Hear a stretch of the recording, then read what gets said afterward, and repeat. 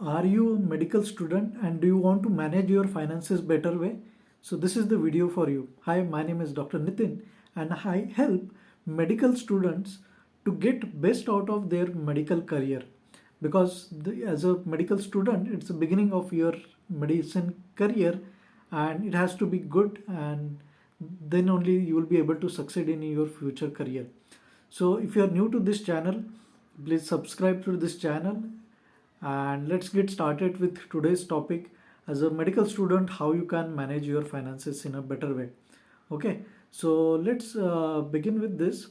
So as I mentioned, as a medical student, you're not earning as such, and there are so many expenses which are involved on day-to-day basis, and on some are based on what you are doing on frequent basis. Okay, on maybe monthly basis, quarterly or annual basis, right? So there are different kind of expenses, and the way how you manage those expenses will determine the financial health of you as a medical student. So first of all, I want to give you a disclaimer that I'm not a financial advisor or any registered financial consultant, but the points that I'm going to discuss in today's topic are based on my personal experiences and the things that have helped me to build my own financial discipline.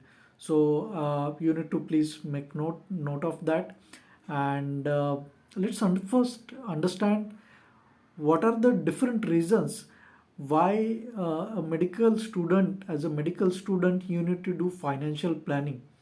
Because as a medical student you need to manage, maybe not all medical student, but some of you might need to manage the loans that you have taken for your educational purpose, or maybe you need to cover your tuitions and tuition fees and any educational expenses.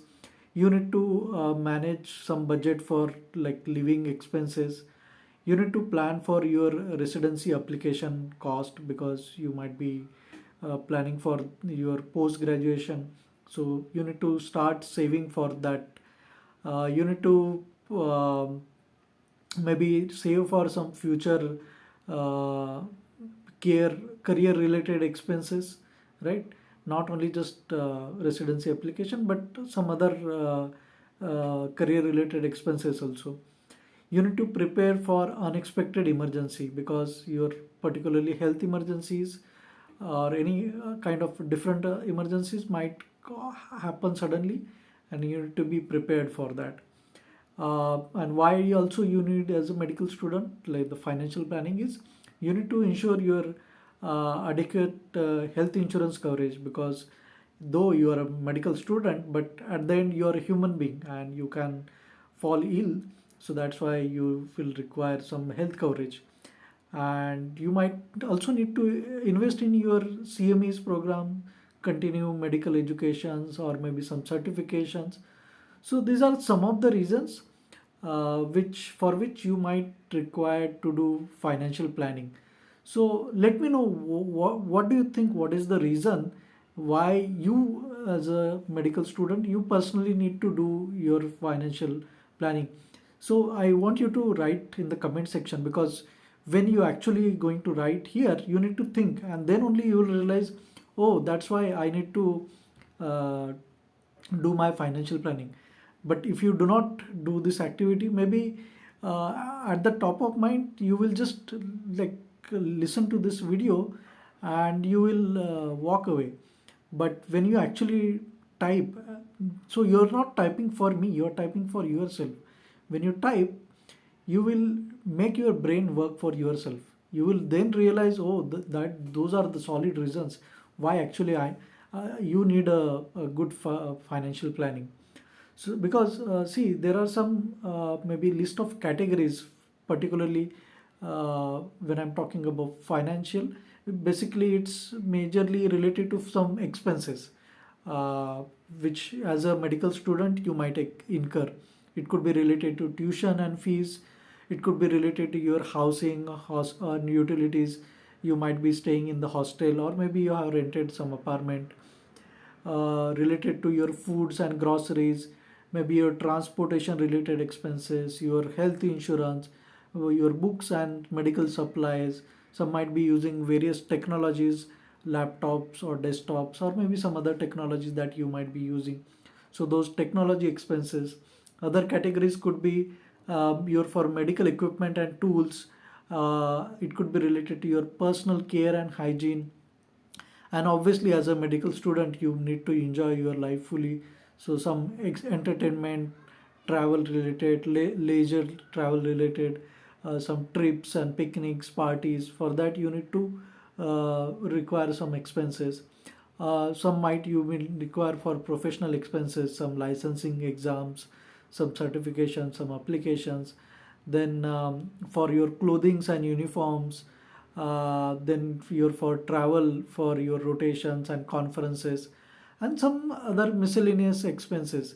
So these are the broad categories what I can think of right now.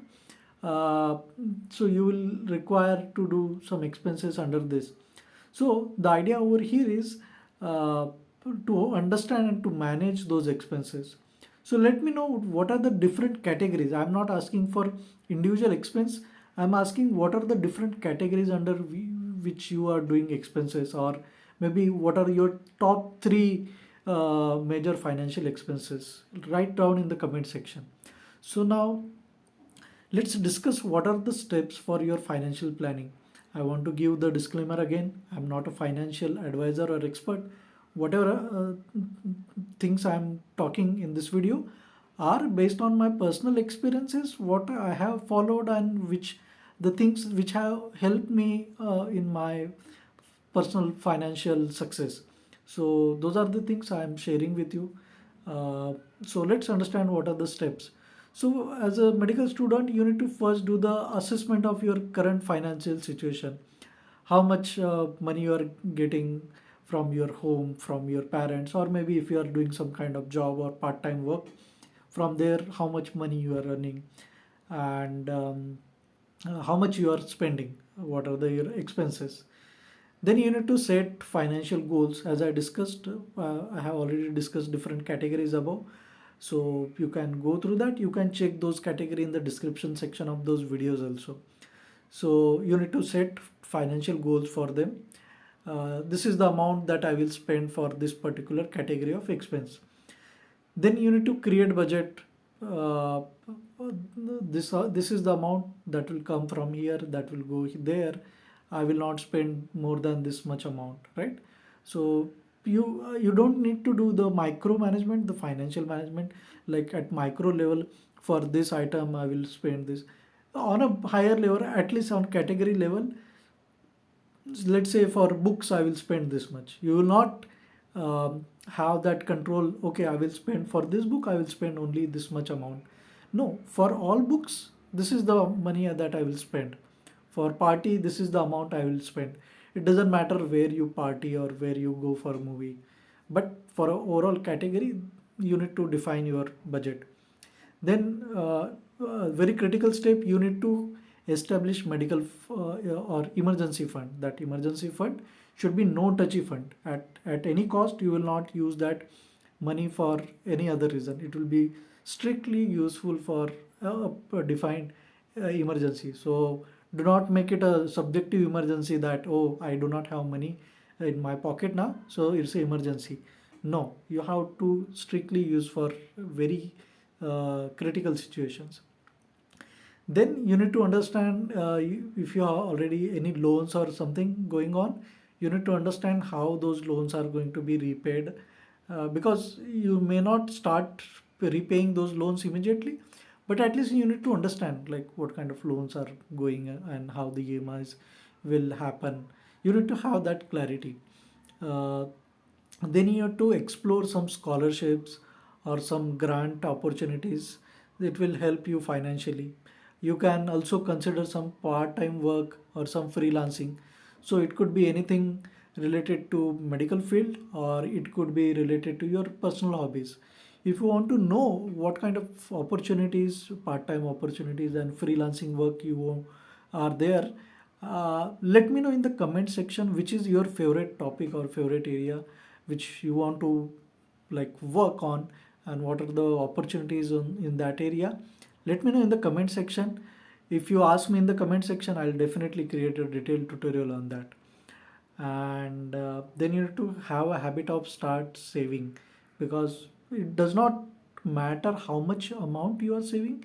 It matters the habit that you are saving. That habit matters. That amount does not matter. Whether you are saving 1 rupees, you are saving 100 rupees, or you are saving 1,000 rupees, the effect is same, because that's a habit. So the point is of making that habit, not the amount is the secondary thing. It will matter, but it is a secondary thing. Then you need to have some kind of health insurance coverage, so that if you come across any medical emergency, that health insurance will support you. If you want to know more about this, let me know in the comment section. I will definitely guide you on that. Then you need to basically research and compare various insurance options available for you. And you need to have a plan for major expenses, something like maybe if you are near to your residencies or some interviews, some relocation, so you need to plan for that. And if possible, try to get proper financial advice from any financial professionals, and always look for SEBI registered financial advisors. If you're from India, you need to work with SEBI registered financial planners. uh, okay. And then you need to review and adjust your financial plan regularly, because that is how it will help you. So I hope this video has helped you a lot. It has given you some guidance. Let me know in the comment section if you want to know about a particular aspect or something which you did not understand. And even if you did not agree with me on some point, please let me know in the comment section, because as I mentioned, it is coming from my personal experience. So as a disclaimer, that I want to tell you that something has might have worked for me may not work for you. So do not consider it as a financial advice. I'm not a financial advisor, and I have told you from my personal experiences. Okay. So I hope, because as a doctor, I also have been through as a medical student. Maybe some things might have changed, but more or less I feel that the process remains same.